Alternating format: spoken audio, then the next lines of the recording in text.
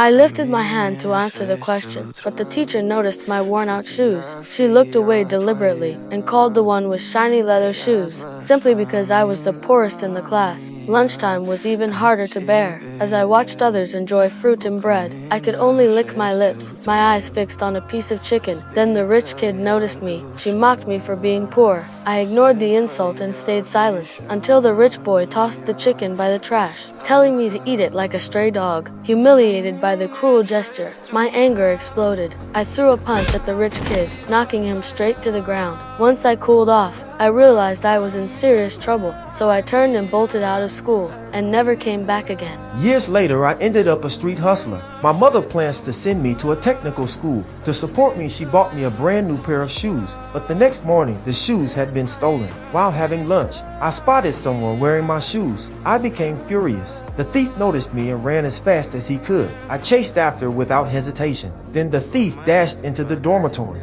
I smashed the lock with my fist. Ignoring the thief's protests, I seized him in rage, then hurled him down the staircase. Just then the teacher appeared. He stepped in and stopped me. Although I tried to explain, the teacher chose to punish me, unless I can help him in a boxing match. I had no choice. Soon I faced my first boxing match, but after a while I was knocked to the ground. The crowd burst out laughing at me. I punched over an 800-pound sandbag with anger. Then the entire room fell silent. The coach was stunned. He believed I had natural boxing talent, so he became my personal coach. The two of us began more professional training. I trained my footwork by skipping rope. I hit the speedball to improve my punching speed. When I stood on the ring again, I knocked down my opponent with one punch. So I wanted to become the world boxing champion. I want to be the heavyweight champion of the world. The coach just smiled. But what no one expected was that, with my strength and talent, a year later, I became a professional boxer. I won 40 consecutive matches. I really became a boxing champion.